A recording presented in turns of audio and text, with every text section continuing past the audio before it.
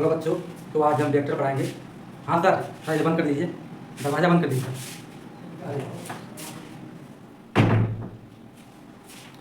तो हेलो बच्चों, हम आप लोगों को आज वेक्टर पढ़ाएंगे। वेक्टर क्या होता है?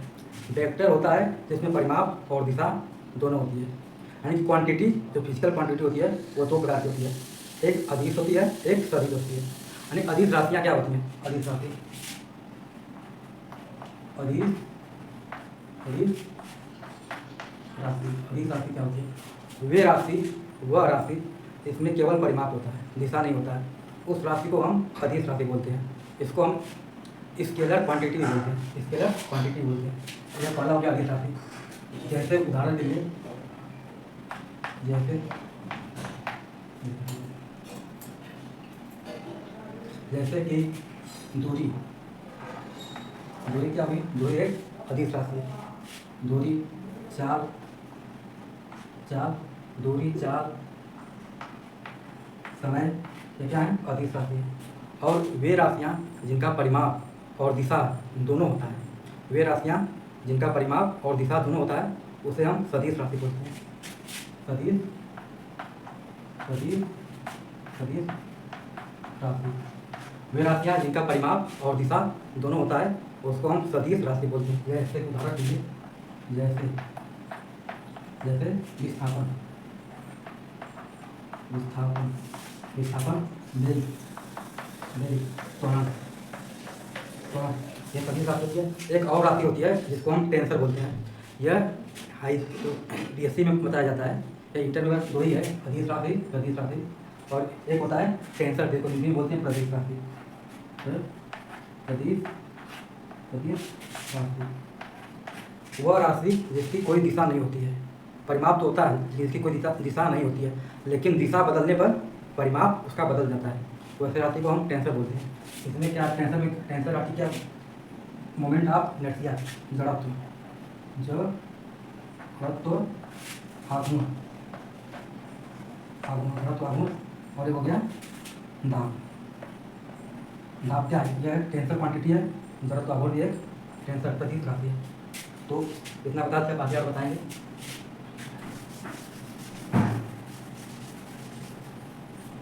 हमने तीन बता दिया, एक अदिश राशि, एक सदिश राशि, एक सदिश राशि, और एक।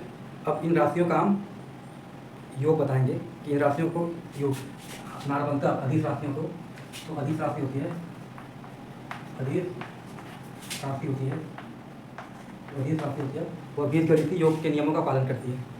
जो अदिश राशि होती है वो बीजगणितीय योग के नियमों का पालन करती है। यानी कि ए प्लस बी बराबर बी प्लस ए, यानी कि इनको बदल देने पर ही कोई भी बदलाव नहीं होता है। हम अदिश राशियों को जोड़ घटा सकते हैं।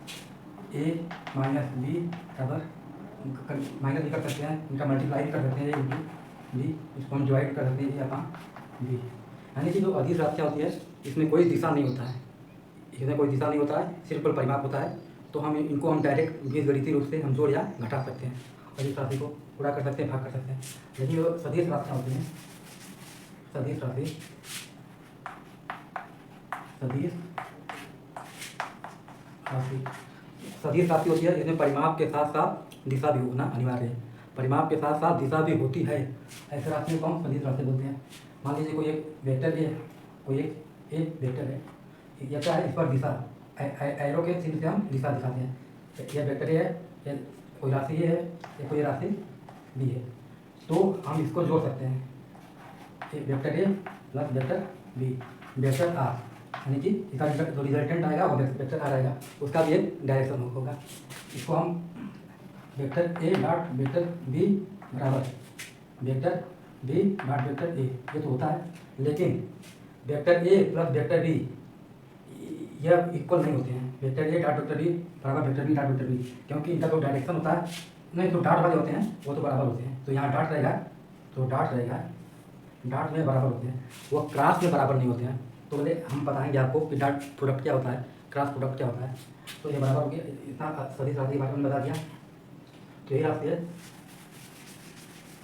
अब सदिश राशि, अब यह है कि सदिश राशियों का गुणनफल, सदिश सदिश सदिश राशियों राशियों का गुणनफल। सदिश राशियों का गुणनफल। गुणनफल दो प्रकार से किया जाता है। एक होता है स्केलर प्रोडक्ट, स्केलर स्केलर गुणनफल। एक होता है वेक्टर गुणनफल। इसको हम डॉट प्रोडक्ट बोलते हैं। डॉट प्रोडक्ट बोलते हैं। इसको हम क्रॉस प्रोडक्ट बोलते हैं। क्रॉस प्रोडक्ट भी इसको हम बोलते हैं। स्केलर गुणनफल को हम डॉट प्रोडक्ट बोलते हैं और जो वेक्टर गुणनफल होता है उसको हम क्रॉस प्रोडक्ट बोलते हैं। मान लीजिए दो राशि है, तो पहले हम स्केलर गुणनफल को बता दे रहे हैं आपको। मान लीजिए दो राशि हैं, vector A dot vector B. Vector A dot vector B बराबर होता है वेक्टर ए का परिमाप वेक्टर बी का परिमाप और cos थीटा। जो स्केलर प्रोडक्ट होता है वह अधिक राशि देता है, उसका कोई डायरेक्शन नहीं होता है। तो इसके बारे में आप बताएंगे। और तो वेक्टर गुणनफल होता है, गुणनफल वो होता है वेक्टर ए का वेक्टर बी बराबर ए का परिमाप बी का परिमाप यहाँ पे साइन थीटा यह टाइप आता है। यानी कि जो दो वेक्टर का स्केलर करने पर जो क्वांटिटी मिलती है वह स्केलर होती है और दो वेक्टर का क्रॉस करने पर जो क्वांटिटी मिलती है वो वेक्टर होता है। थैंक यू, बता दिए, आगे और बताएंगे।